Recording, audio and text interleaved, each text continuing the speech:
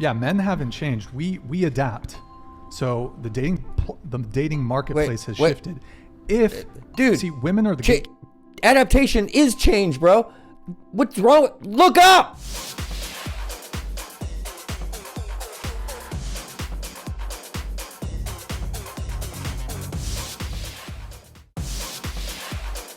Hello and welcome back. I'm aronmsound, and this is the show known as Look Up, where I interject myself into conversations that not a single person, no one in their right mind invited me into, but I still go there so that we can take the conversation somewhere maybe it wasn't meant to go. Today, I review once again one of these insane right-wing ass crazy dating podcasts where a bunch of young people talk about things they know absolutely nothing about.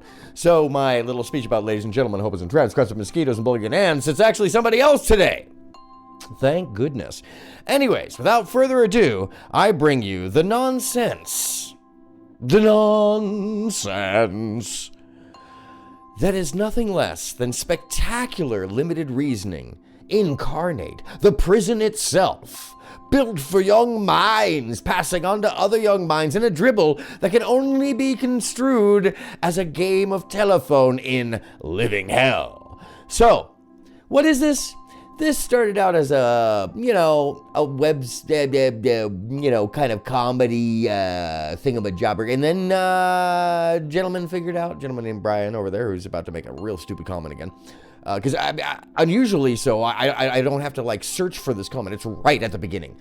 How change and adaptation are almost exactly the same thing. Adaptation is the act of change in response, and change is innate to the word adaptation. So anyhow,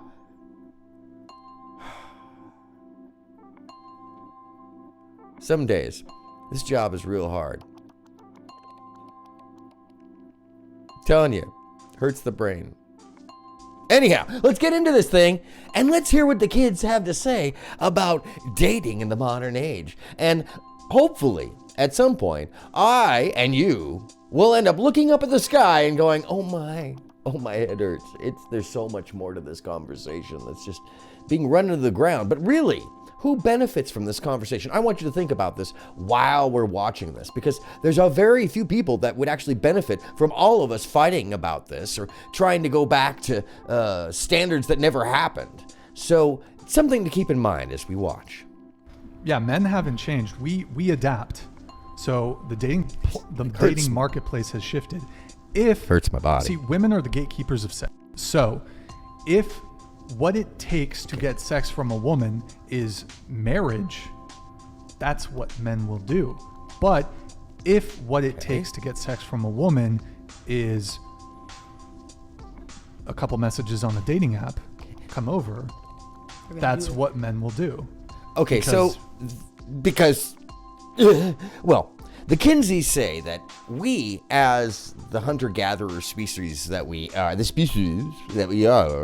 develop different roles over different time periods, and they've not always been the same. And there's a lot of preclusions in the concepts of this conversation that are fallacies, that are merely the echo and representation of a modern Judeo-Christian belief in society. And somebody who's actually saying these things is holding their cards out, saying, I'm from a certain background, and since I was told this is how it is, then I want it to be this way. And because things are changing, it scares the hell out of me. And I can't actually accept the adaptation or the change.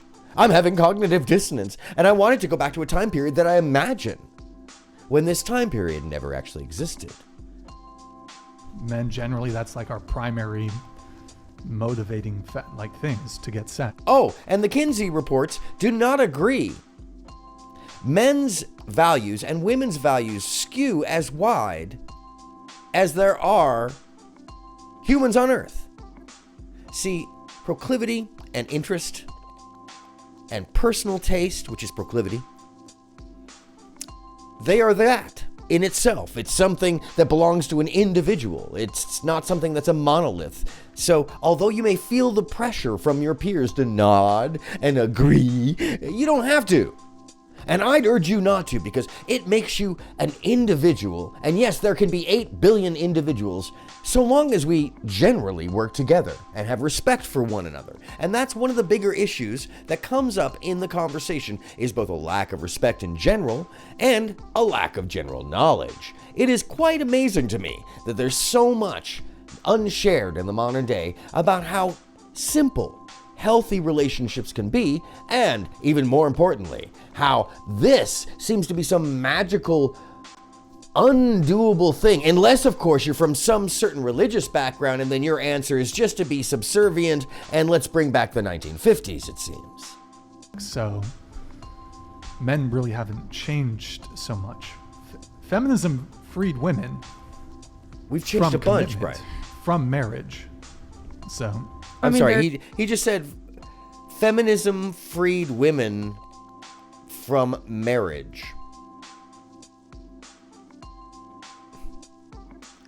Susan B. Anthony is turning in her grave. Feminism is the act of equality, an expectation of equality for women, and that's it. It's not a political movement beyond that.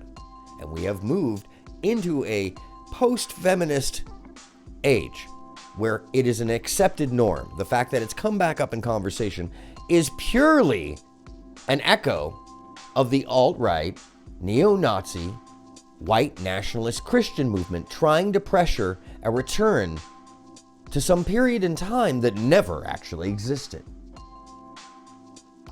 And they will tell you till they're blue in the face that they have studies to prove their backup. But every time I've looked at these studies, what I find is a manipulation of the information.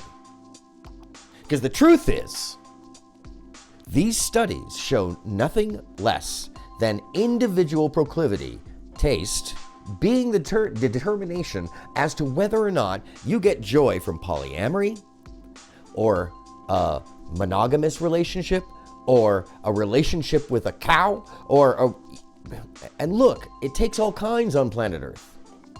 Companionship is the one conversation that seems to be missing in this. And part of it is because these people are young.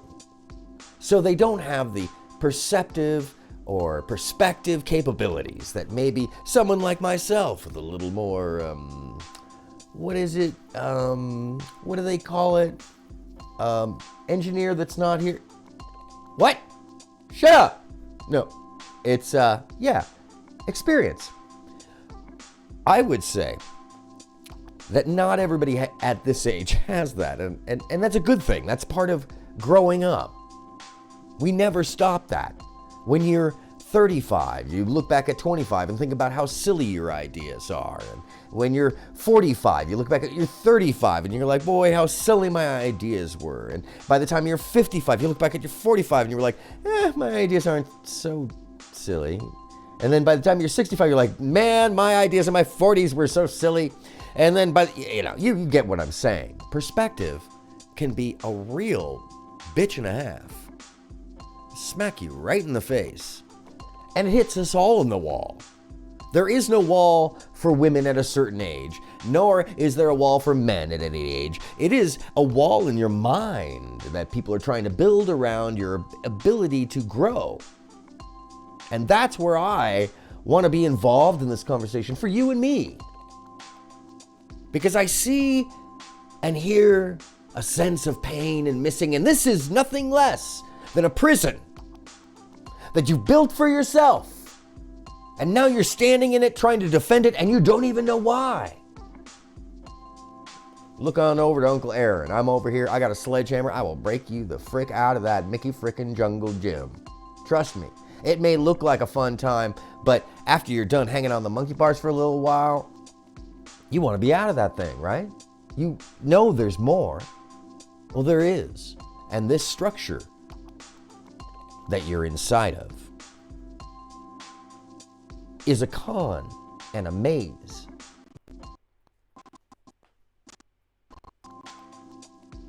All right, Beat. Boo DJ. What's going on there? Anyhow. That's why I don't edit it. It's real, folks. I do this live, but I never know when I'm doing these things. Anyhow. Different people with different perspectives. You're definitely looking for somebody who has certain kind of values, so that if you don't match on that even simple level, that's a no for you as well. It's not just a no from like your side. So like, just, I guess the easiest would be to move on and, you know, find somebody and ask the question you want to ask that gonna. So one of the weird things that comes up on this show in particular, and it says a lot about people, and you can by the way read people in this and how they take a general question about a general topic or a hypothetical and turn it around and start speaking to the person who posed the hypothetical as if it's attributed to them and their interests. And this is one of the things that I find interesting because, especially because these are younger people, immediately this conversation is being directed towards the host, and he has, you know, so I gather some separation in the conversation in most cases. Although I do get a sense that sometimes he does start seething because he can't get the conversation to go anywhere, which is amazing to watch. But in this case, listen to what she's saying. She's starting to talk to him as if it's about him instead of talking about the hypothetical or the general realities or looking at anything. So she wants to pose to the gentleman across the way who's older than her that she knows about how relationships work. And I find this an amazing thing that happens between people, that the lack of perspective is often shown when you don't ask questions about the person across from you or the situation, and you just start posing your sense of reality without a IMHO. Instead, you give it an A and an O, but you don't even know how to get the O, like Pearly. Hello, is anybody in there? I can look at this. There's one O face in there. There's one person. I'm sorry, I'm an old person. You can look at the people around and see where and how much in touch, and whether or not they're in touch with themselves. And that's another thing, is these beliefs would have you disassociate from yourself and your physical joy and the external joy and the experienced joy. They would have you just cut off a whole portion of your life out of fear.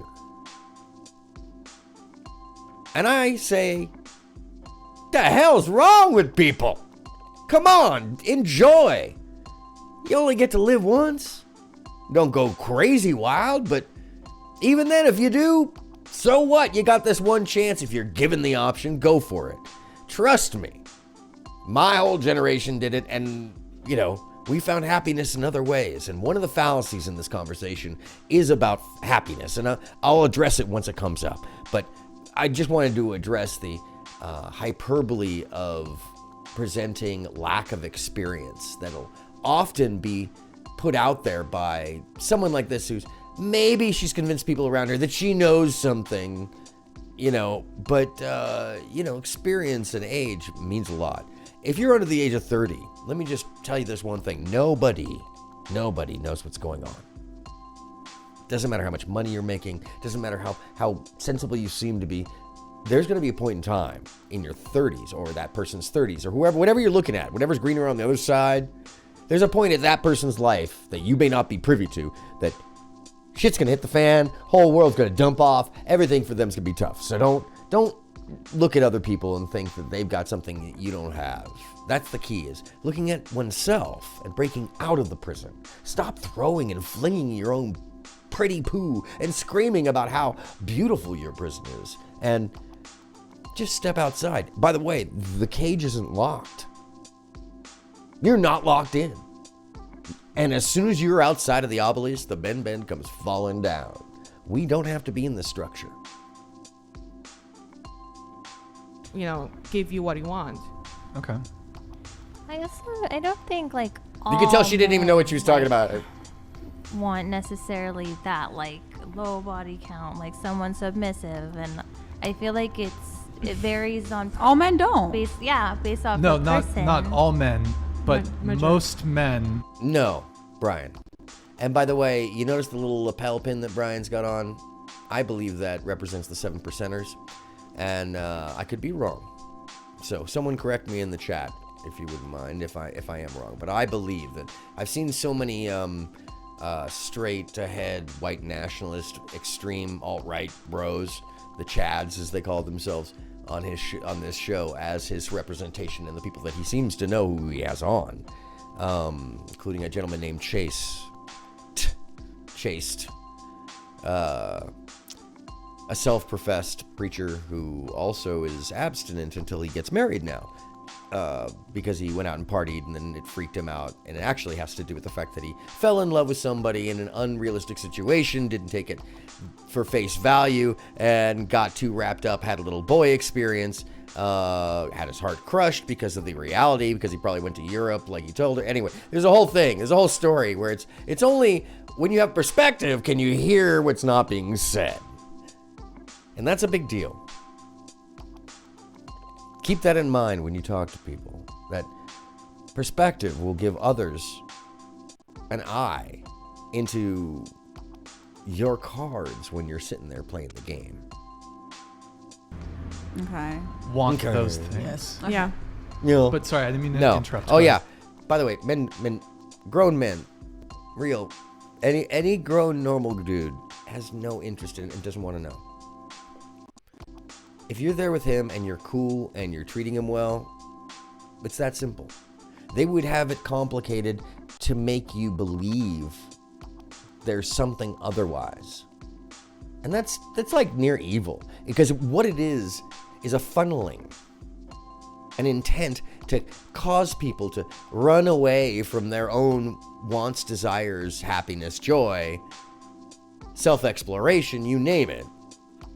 And then, of course, the response to that would be, oh, is self-exploration getting run through like a train? Yeah, Chad, maybe it is. Maybe you need that too. I mean, like, if men can do it, then women can do it too. And that's the reality that's so hard for most of the people in this conversation to actually handle, is that equality is expecting that everybody gets to do what they want to do, not just, for the benefit of X, Y, and Z. And they all seem to be very concerned about the family structure. But the family structure hasn't been what they're describing since the middle of the last century, since before I was born. So it's a fallacy and a false concept in itself.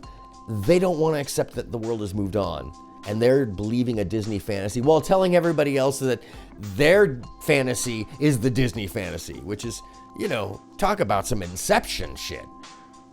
And I also don't think all women feel like ashamed to have a Good. high body count, or ashamed to be Good. like sexual. Yeah, and they shouldn't. Really, shouldn't. No matter what somebody tells you, both the Kinsey report and the actual report on co-bonding and the chemical oxytocin release in relation to men and women. And by the way, men also have a chemical that they release that bonds to oxytocin. It's different. The pheromone engagement is different. But we still have bonding chemicals. That does not mean that you cannot bond because you've been with too many people. That is one of the most absurd portions of it. And the only people that were affected by the concept of that were the ones who actually knew it, who, in the study, believed that that was a negative impact on their sex life. Those who did not, the majority of the people in the study, did not find it impactful. So it means if you believe that, then yeah, of course it's going to impact you. But if you don't believe it, which the majority of people don't, then it's not going to matter. And this is a message to everybody. Your body count doesn't matter. As long as you're strapping it up, you're keeping it clean, being, a decent human being, that's the portion of the story that's like, if you're talking about sex, just strap it up. Keep it clean. Okay? At least that. I mean, nobody's perfect, okay? We all do things. Stupid stuff, drink too much, do this and that. But as long as you're trying to be a good person. One of the conversations that I never hear in all this is compatibility and compassion and having a partner, having a companion. Doesn't seem to be important in any of this. It's duty.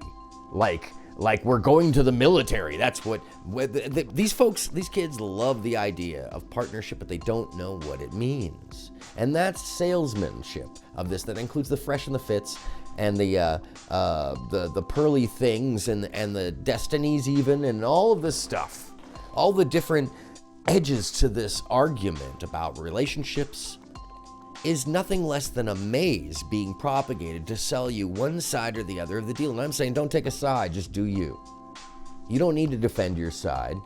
Part of the reason that sexuality in the 20s and 30s was so explosively wild and more involved and less known than the quote-unquote sexual revolution is because it was way more revolutionary and way more transgenderism, way more cross-dressing just as straight men, way more open sex. It's where races started having relationships in the United States.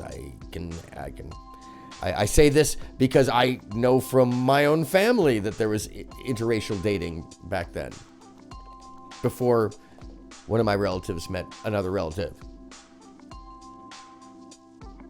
Point is there's a lot of missing knowledge, and that's perspective, and that makes a big difference in a communication or conversation between two people and or a relationship. So if you want to stay ignorant, that's fine. But you're telling everybody, and me, that you want to stay in a cage. Now that's fine. It's safe in there, I'm sure. But when all of us are leaving the barricade of the cages and the obelisk is empty and the Ben comes falling down, you don't want to be in there. And you will be pulled out with us. Because we're all heading that direction, whether you like it or you don't. Oh, by the way, that's called evolution. Liberated. They don't, but they should. Why should they? Why should they be ashamed? Yeah. Well, okay, well, we can go back to the body count thing, but I don't think, and I don't think either men or women should be promiscuous. And see, some men argue, well, it's okay for men, and there are differences between men and women, and there is a double standard there. But I'm coming at this from what makes society function best, and that is what makes society function best, as if not having sex with whomever you like makes society a better place. That's a false relationship and a false argument. There's no correlation between the sexual liberation of the United States and a better public. If anything, since we've been a more open place to live, there's more options for people. And if anything, this is a knee-jerk, fear-driven reaction of a religious-based idealism. Now forget about politics. Think about what's being requested here. I don't like, essentially, and I'm putting this in quotes, I don't like that things have changed, and I think we should be something that I imagine should work, because that's what I was told. End quote. And the reason that I say that and describe it that way is because there is no evidence that the nuclear family worked for longer than 15 years during a short period of time before the sexual revolution. At what we call the sexual revolution. You will find that it's happened many times throughout human history, including a period for over 100 years that we know as the Renaissance. But the first known historical sexual revolution was back in Greek times. So when people start talking about how these are new concepts, how transgenderism and terminology about the self and identifications are something new, this is just another lack of perspective on the part of what is nothing less than an adolescent brain and someone who didn't emotionally grow themselves past a point where they could accept people for just who they are and not be in fear and place some kind of imaginary system that somebody told them when they were a child in the way of a fellow human just trying to get by and live. The nuclear family, traditional households, and monogamy. That's how society functions best.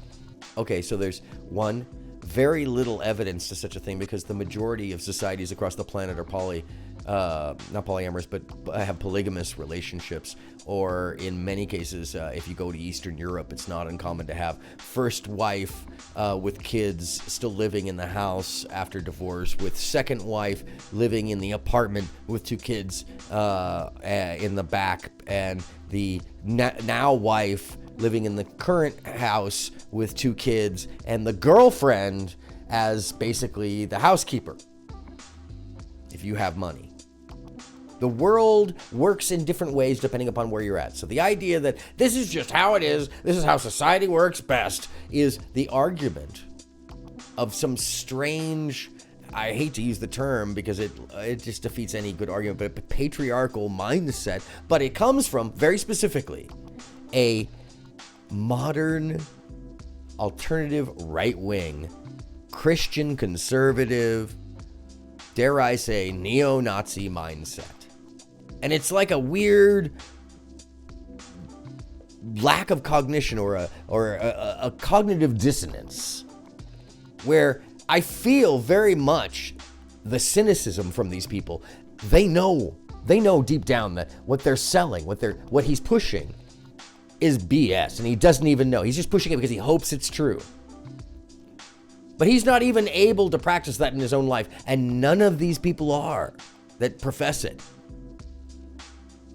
It's so much easier to just be an individual doing what feels good and trying to be good to other people and just admitting that you're human, that sometimes you make mistakes and you try to do your best and you learn from it, rather than saying, I know that because I believe in some imaginary person above me that I was told about when I was a child, and I have continued to believe that makes me somehow better, and you all will go to some horrible place because I believe it as well, and I'm going to practice this and miss out on all the great experiences that I could possibly have and options and anything that could come my way, simply because somebody told me a fairy tale when I was a little kid.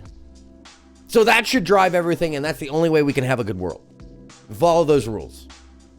Which it always brings me back to this thing where I end up saying something to the extent of, Easter Bunny is Lord. Well, it says in the book of Spider-Man, issue number 32, that idealism and ideology can get in the way of reality when reality is malleable. Meaning that we are free to experience all the edges of this virtual realm and make better options for ourselves. So when somebody is convincing us to not explore those options, that should be looked at as a virus or a cheat code of some nature that's trying to tell you to avoid leaving the simulation. And I know I just got deep in the metaphor, but it really comes down to that when I think about it. It's like a bad set of code that's there to hold you in one little loop so you don't leave your block. Out of fear, no less. It's insidious. And that's why I keep saying, look up above you, people. There's somebody who's benefiting or profiting from you being in fear. Driving a conversation to have limited experiences, somebody is getting a benefit out of that. And it's always a limited view. I think. Do ya? I agree. I think there's so many people and so many different personalities that it's impossible to fit us all in that box. Yes, ma'am. I am so... Can I shake your tiny hand there? Good. Thank you. Okay, shaking your tiny hand. Yeah, no, I agree with her 100%. I think that's I mean, you can't lump anybody into a box. People want to because they want to be tribal. But that's why I'm here, to break us out of it, to get you to look up and recognize that there's something more than just the concepts of the peer pressures being pushed around you. You don't have to make any choices. There is nothing pushed upon you that says you have to be one certain way or another if you like what you like. So long as you're not hurting other people. That's the big deal. Is instead we're seeing a whole world pushed through fear-driven eyes. Grown adults telling me, I've heard this 3 times now in a couple of days, a 19 or 20-year-old saying that somebody else who is 5 or 6 years older than them came onto them and they're hitting on a child. What? Wait, what? Most places you're an adult, by the way. Over 16 in most places. In this country, by the way, if you are over 18, you're an adult. If you're over 18, you're an adult. It's not an arguing point. Yeah, you don't get to rent a car. Yeah, you don't get to buy alcohol. But you are above age. So you cannot say that you're a child unless you are. And then we get to treat you like a child.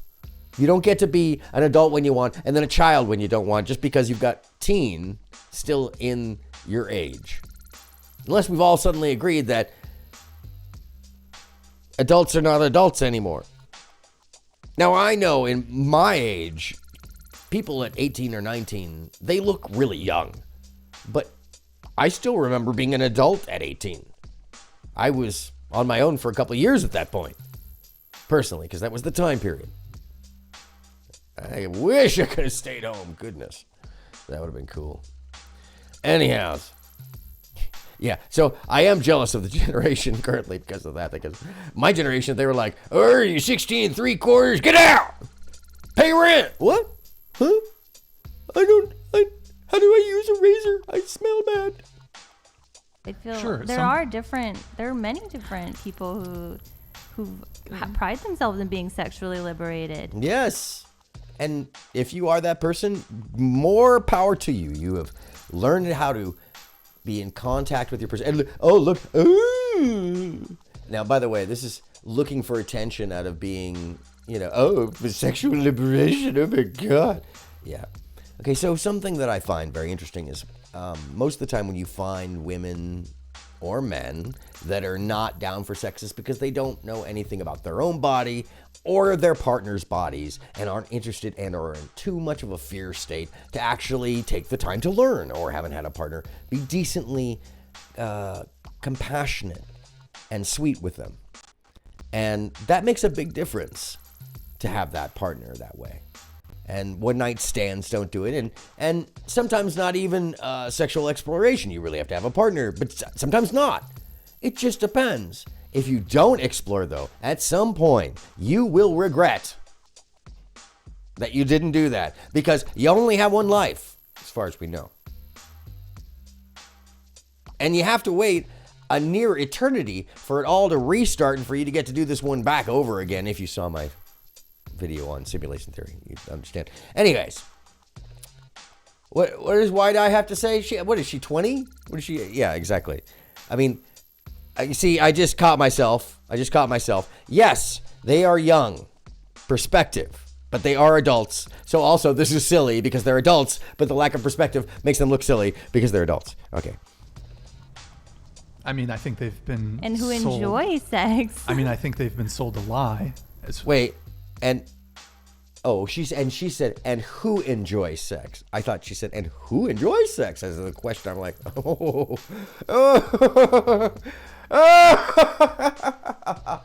yeah, everybody loves it. Pretty much loving it all the time. Yeah. No, I think you can enjoy sex and. Oh, still good. believe Thank in you for letting us know monogamy that, and Brian. Being more traditional and. So, what is it? Being more traditional means you don't enjoy sex? Oh, that's because they didn't know how to find the bean, and it was pump. Ah, well, there we are, Mary. Enjoy the baby. I mean, that's the other thing about this. None of these guys know how to get to the O. Their own for real, or much less their partners. And then also I'd gather that the people they're with don't know about the O, or, if they do, they're not. I just, when you're this young, it's perspective and experience, folks. Perspective and experience makes a big difference. All these things. And listen, ultimately at the end of the day, you're free to do whatever you want. You have autonomy. If you want to move in life a certain way, that's fine, right? But I'm thinking in terms of what is best for society, it's monogamy and family. Okay, so and people not getting divorced and rape. There's this weird association with the fact that people are getting divorced at a higher rate. Not actually a higher rate than in the 1960s. It's actually 10% lower than the 1960s. I looked into this just recently because there was another video I was doing, and somebody had mentioned that the numbers have changed, and that's absolutely true. It actually isn't 50%. It's 40% of those people married currently are expected to get a divorce. And the reasons are very interesting, and it's not what you'd expect. It is normally a financial issue that has to do with the fact that both parties go through some kind of financial trauma or can't come to an agreement about finances that ends up destroying the root and the happiness in the relationship. So you might say, Aaron, well, the answer must be, well, everybody's got to be rich. No, actually, it turns out it's an expectation issue. It's that when you have unrealistic expectations, you're going to end up with uncommittable experiences. You won't be able to achieve the things you're looking for without a realistic expectation. So that means instead of seeing the ability to grow with people, partners are looking for, it seems like, from the responses at the end of divorce, they're looking for pre-made partners on both sides that'll provide for them some unrealistic experience that wasn't explained or spoken about between the parties. And that communication and the lack of communication is why people don't grow in their relationships. So this is where I'm saying, people, look up! There's more to this. It's a nuanced thing. It's about working with each other as companions. First and foremost, as companions. I never hear that word companion. Someone you get along with and spend time with and enjoy. No, because these people are looking at each other as commodity. So take yourself out of the prison of human commodity. Step away from this structure that's being built for a whole slew of people that would just so easily follow it because, oh man, well, I guess that's the only way. I'm really afraid I'm going to be alone forever. I saw in the podcast that women can only have, they're just coming up with every old excuse that's already been debunked over and over again, and they're misrepresenting all of the information and studies, and nobody's challenging them because the market is so saturated with a right-wing agenda to bring back old school families just like they tried to do in the Reagan era. And this is one of the things these kids have no clue had already been tried. This has already been tried 3 times before they were born. And they're the first ones to be buying into it because they're the first generation to start showing authoritarian interests due to a lack of government involvement and civil involvement. And we don't teach kids how to be involved with one another on a civil basis. So of course there's no term like companion in this conversation. It's only about what can I get from you? And that's not what relationships are about. There is a give and take, but it's about finding a companion who shares both your interests and brings values to the table that you don't have for yourself. Whether that be your wife maybe is the breadwinner and you're not, or your husband is the breadwinner. It doesn't matter. Those are roles that only worked for a short period. Because what you find, actually, before the end of the 19th century is a lot of households of unmarried people because marriage was for the wealthy and dowries were handed out. And no, your dad didn't pick the person you married. Your parents weren't involved if you weren't a noble person. That concept, that's some strange, like, modern idealism that came, from my understanding, out of all this white knight stuff from the KKK in the 1930s, selling a new declaration of a modern family. And that's where, by the way, this idea of the nuclear family comes from right-wing extremism of the early 20th century. So acknowledging that is helpful to get yourself outside of the cage and stop flinging poop at other people when you're like, oh, but I'm so free in my mind. No, Brian. What you're trying to do is imprison people, and that's scary. That's scary because you're imprisoned as well, and you don't seem to be having any positive effect considering that you are the most publicly turned down man on the internet. By the way, if you didn't know that, that was his old shtick. He'd get turned down by everybody. He keeps asking people to marry him and crazy shtick like that. I'm sure he's got a girlfriend. I hope so. Otherwise, then we know that something's really off. Because how could you be swimming in it like this and just miss all of the opportunity? Give me 2 days on your podcast. I will have harem. You think I'm kidding? Well, the funny thing is when I watch these guys who claim to be alphas, it's so funny. They don't know what's above their head. There's several other layers of things going on.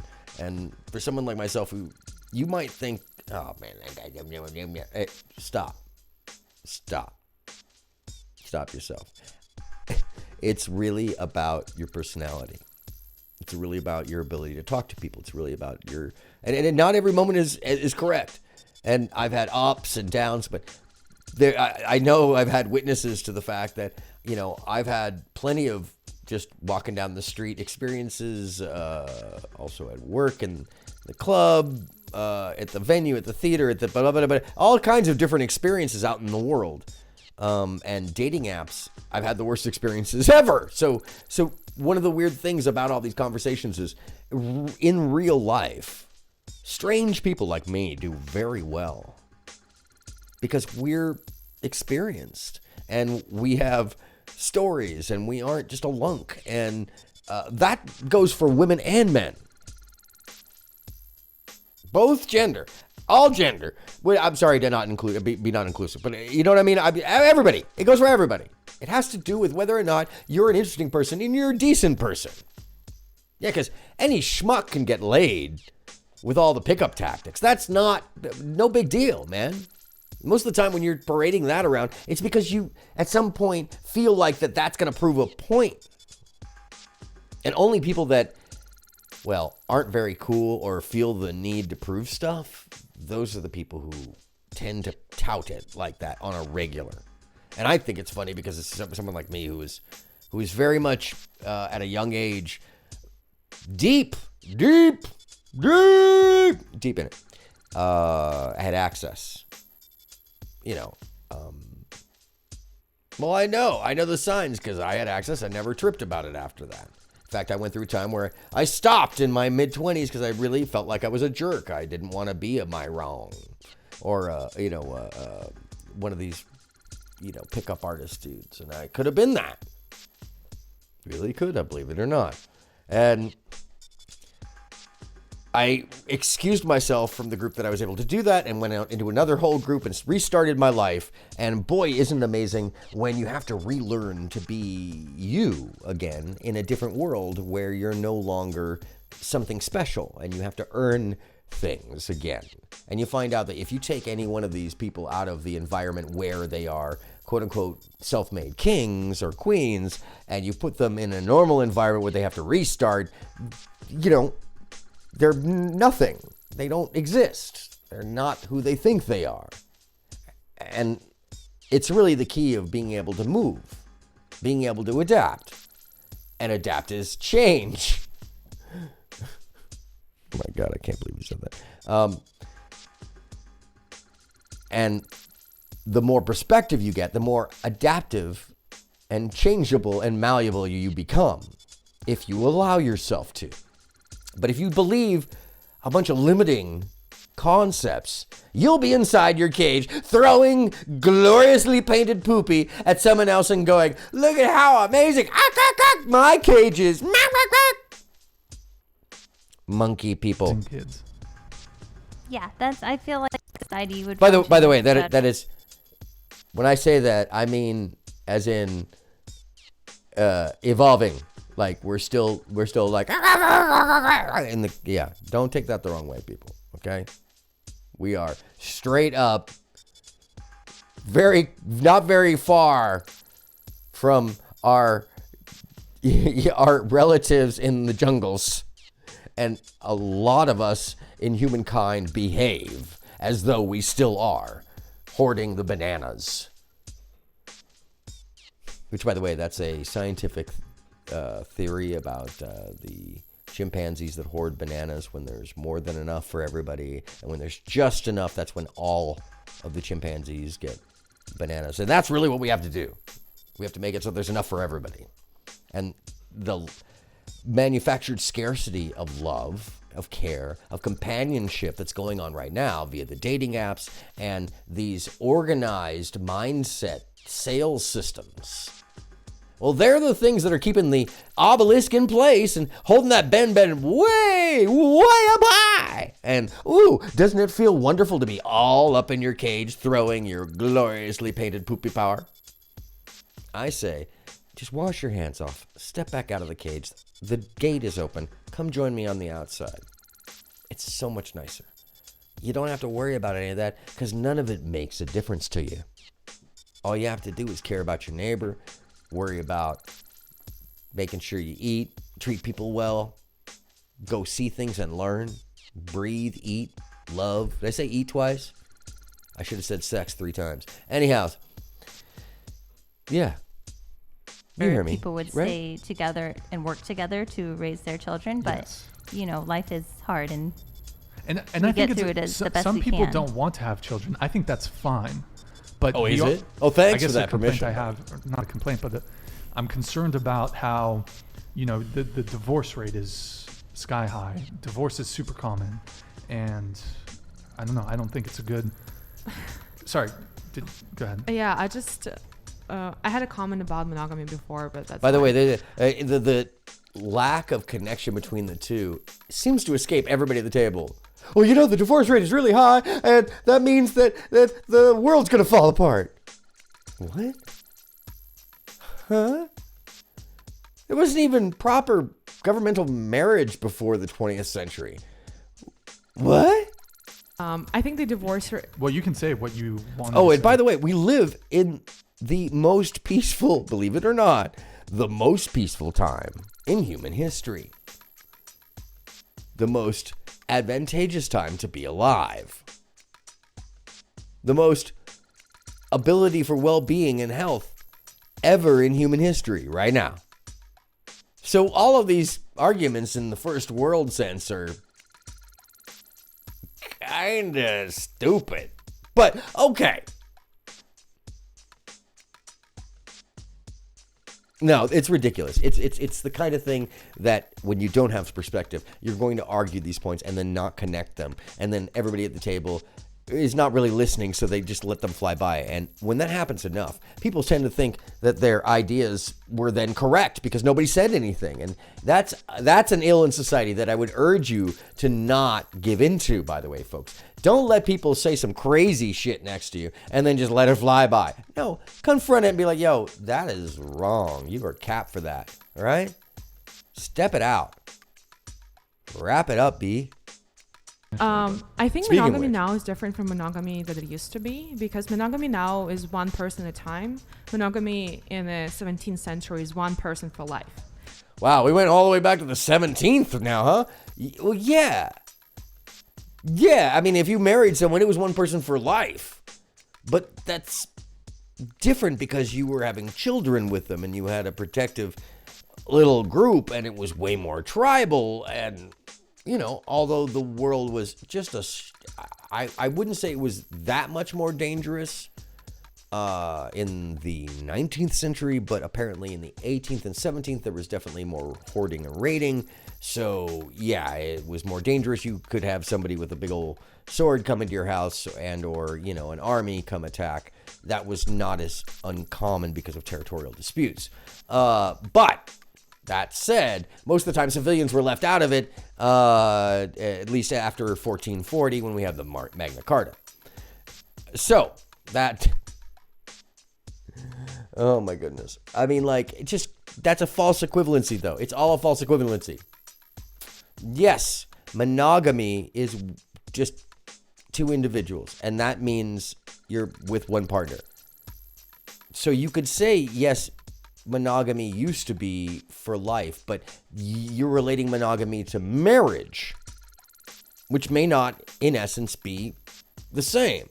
Because before the 20th century, marriage...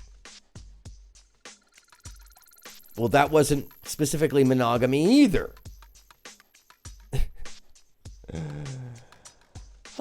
Perspective. So we're talking about different definitions of monogamy, and then we include the open relationship and all the kind of stuff that creates even bigger confusion for people.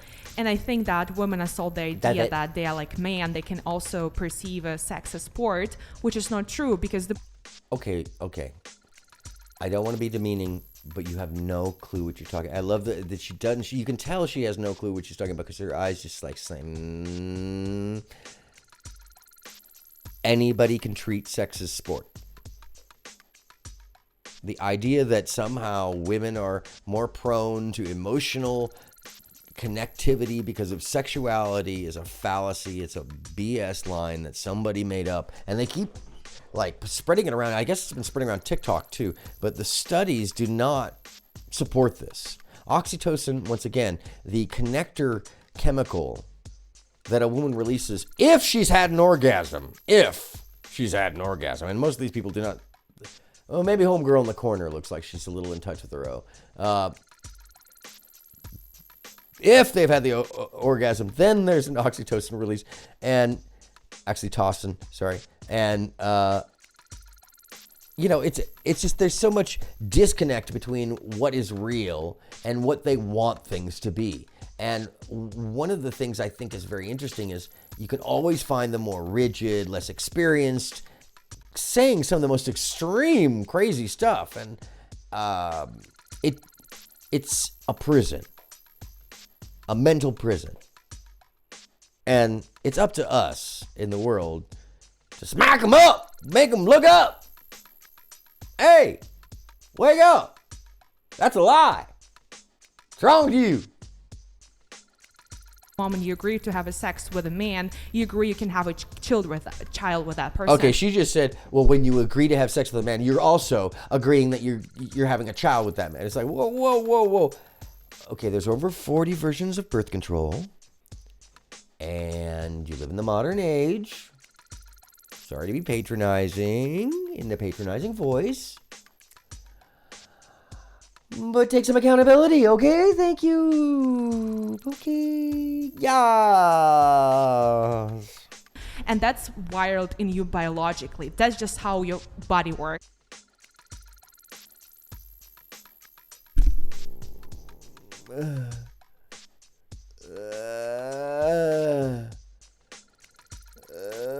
No.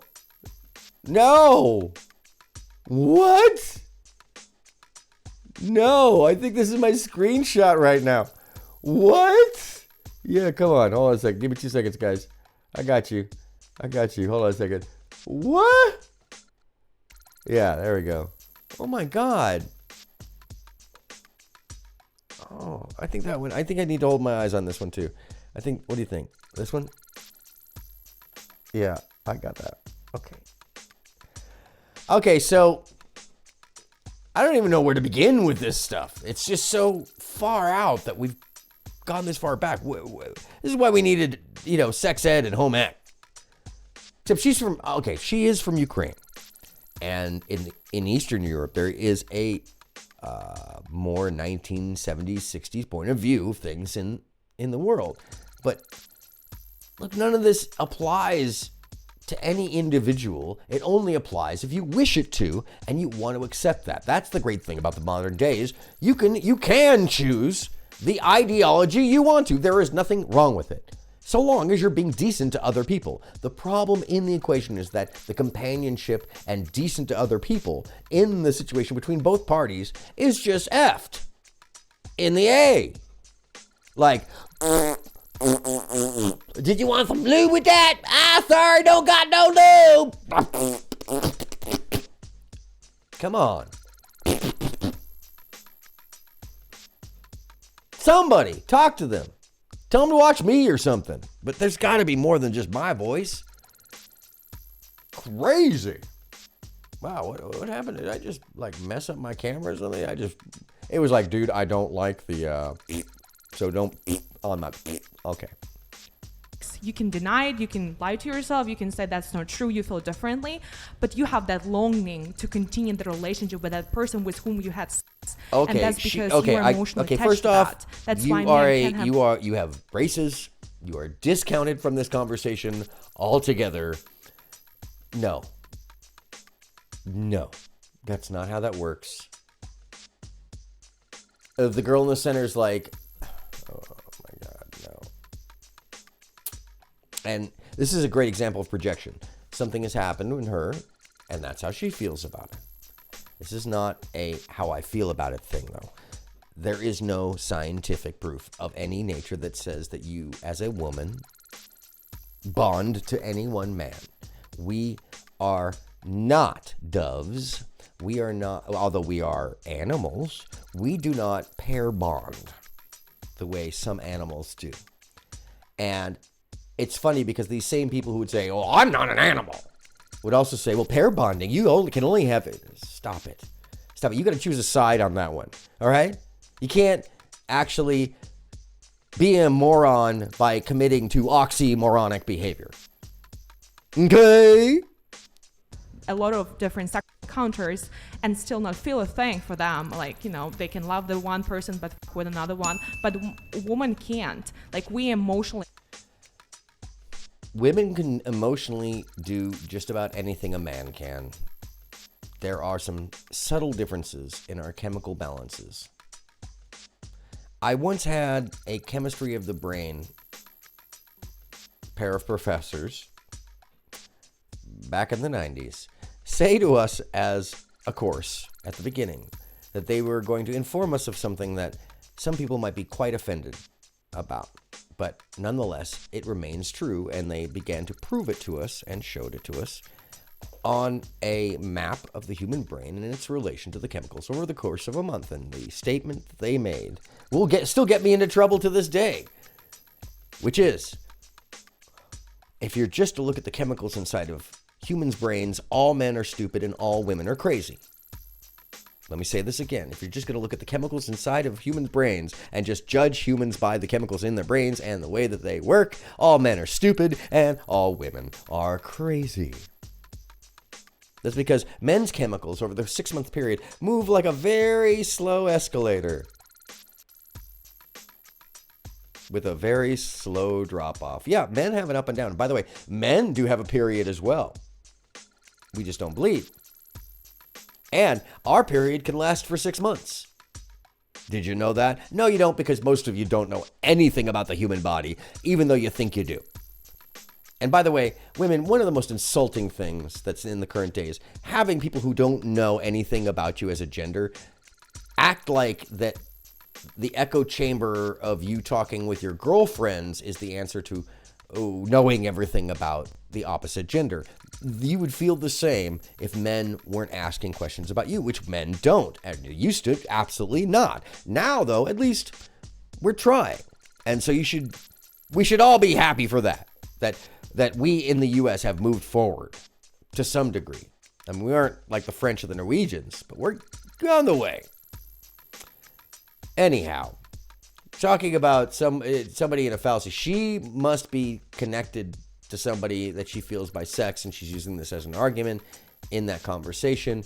And meanwhile, she's got braces like a teenager, and it's creeping me out. All right. Attached to the person we have sex with because we agreed to have a child with that person. Well, here's the thing, though, is... But no, hold on a second. You talk... If you hit a dude up with that, like, okay, we're going to have sex, which means that you're agreeing to have a child with me, it'd be like, whoa, slow down there, long tall Sally. Hee-hoo. What? Nope. That's a nerp to you, ma'am. Yeah, I'm going to go ahead and keep my willy in my pants. And I will be a jerkin with the jerkins this evening. Yeah. And probably checking the wastebasket afterwards to make sure you don't come in and take none of it. Creep. By the way, nothing creepier than things like that. So you spread it around. Really, the creepy gender is the one who keeps thinking that the other gender is creepy. Because you're the ones with the creepy thoughts. You're the ones who are projecting the creepiness. Okay, just so you know.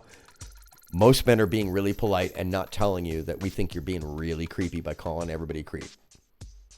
That you're actually thinking crazy ass shit that nobody is doing or thinking, and it's like, whoa, all right. So, wow, you're creepy. You know, for real, you're creepy.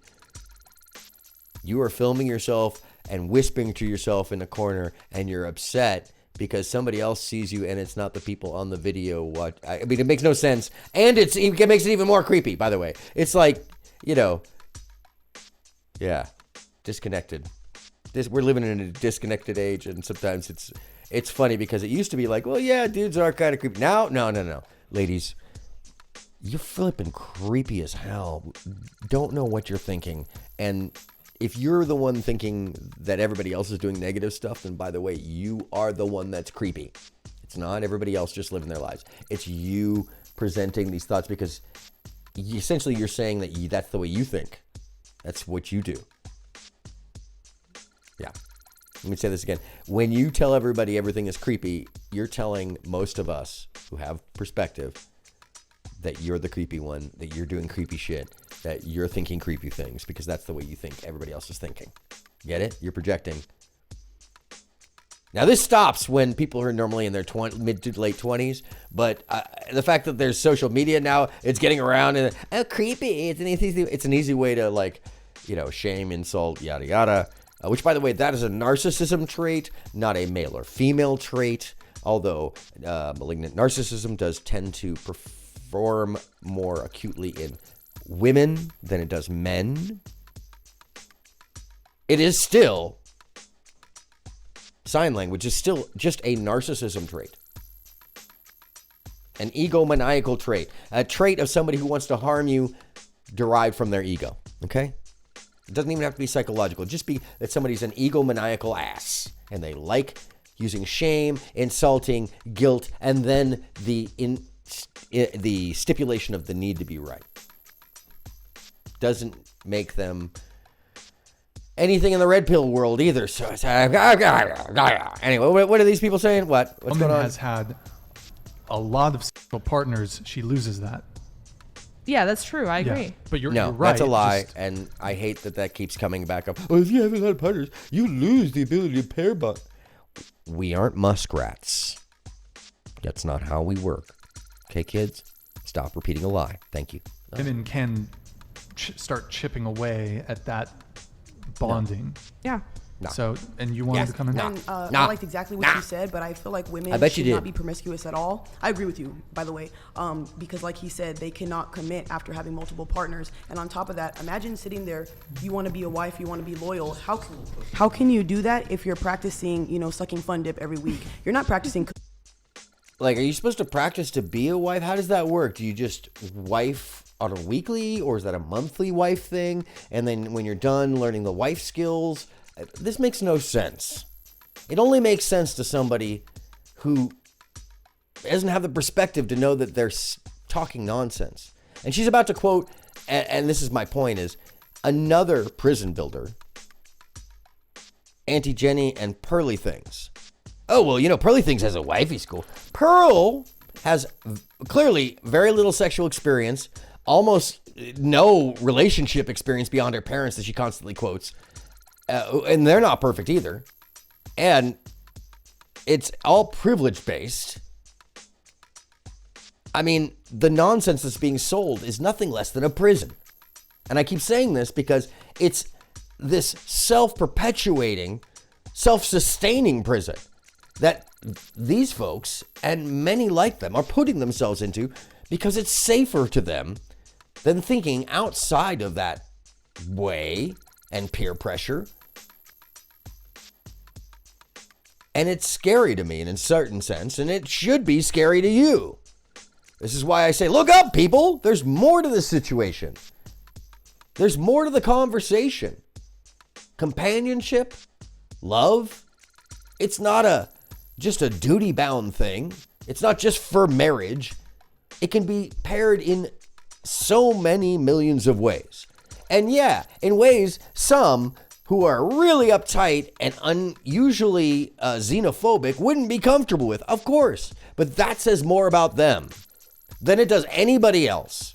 And it's fine for them. But the truth is they want everybody else to suffer because it's not the way they want it to be. And that's the big issue here.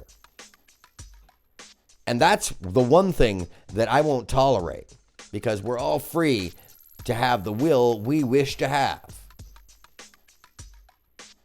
Folks who use religion and belief and all politics and you name it, try to paint a picture that is not what it is. We live in the healthiest time of human history, and we're figuring ourselves out. And it turns out we don't need the atomic marriage and system of family like we did before. It's good for some and not for others.